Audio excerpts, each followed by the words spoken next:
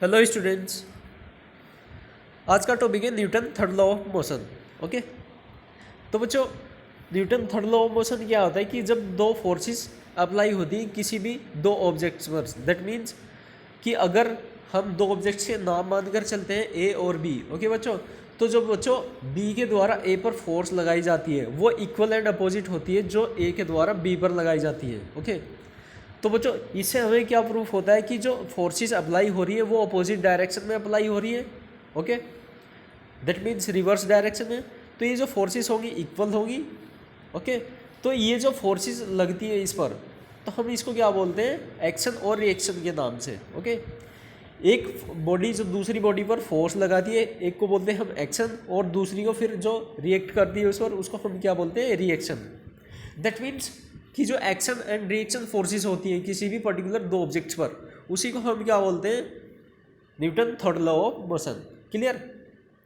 तो बच्चों इसका एक बेस्ट एग्जांपल है, जैसे कि कोई स्प्रिंग होता है, अगर हम स्प्रिंग को क्या करते हैं, कंप्रेस करने की कोशिश करते हैं, तो कंप्रेस करने के बाद अगर हम इसको स्मूथली छोड़ने की कोशिश करेंगे तो बच्चों स्प्रिंग एक आउटवर्ड फोर्स लगाएगा। अब उस आउटवर्ड फोर्स को ही क्या बोलते हैं हम, रिएक्शन फोर्स। और एक्शन फोर्स क्या थी, जब हम किसी भी एक स्प्रिंग को कंप्रेस करते हैं। ओके, तो बच्चों ये Newton third law of motion है। Okay, Newton third law of motion को हम कैसे सिंपली वो कर सकते हैं, डेफिनेशन के थ्रू, कि to every action there is always an equal and opposite reaction when two objects are in contact to each other. Okay, तो बच्चों यहाँ पर जैसे कि आप देख पा रहे हैं, to every reaction there are always equal and opposite reaction. और इसके साथ साथ ये बोला गया है कि ये जो इक्वल एंड अपोजिट रिएक्शंस होती हैं जिसको एक्शन और रिएक्शन के नाम से जाना गया है, ये कुछ नहीं है, सिंपली दो फोर्सेस है। ओके, जो कि ऑब्जेक्ट्स ए और बी पर लगती है।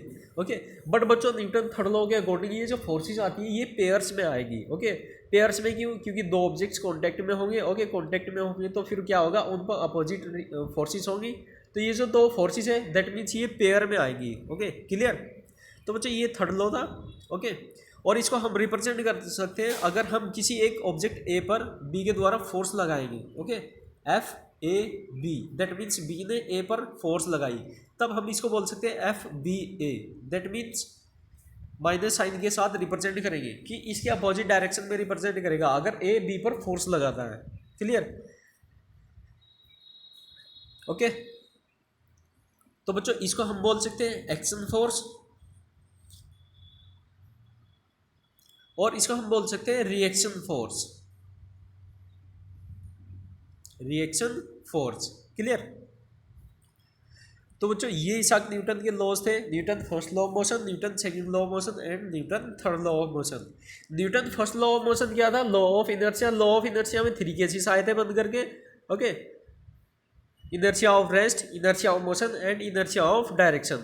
ओके, न्यूटन सेकंड लॉ क्या था कि जो मोमेंटम होता है वो चेंज के डायरेक्टली प्रोपोर्शनल होती है फोर्स। ओके, लीनियर मोमेंटम क्या होता है बच्चों, इसमें जो फोर्स अप्लाई होती है ऑब्जेक्ट पर वो फोर्स डायरेक्टली प्रोपोर्शनल होती है change in the linear momentum. Clear, जिसको हमने प्रूफ करने के बाद लिखना है F equal to M A, that means acceleration. और एक्सेलरेशन को बच्चों हम लिखते हैं V minus U upon T, और V minus U upon T को हम मोमेंटम से रिप्रेजेंट कर सकते हैं। ओके, या फिर D P upon D T. Clear. और Newton third law of motion हो गया एक्शन और रिएक्शन के साथ में। ओके बच्चों, दैट मीन्स कि दो फोर्सेस अप्लाई होती है किसी भी दो ऑब्जेक्ट्स पर अपोजिट डायरेक्शन में। ओके, उनकी वजह से जो लगने वाली फोर्स होती है उसी को हम बोलते हैं एक्शन और रिएक्शन, और जो कि पेयर्स में आती है। क्लियर। Now thanks.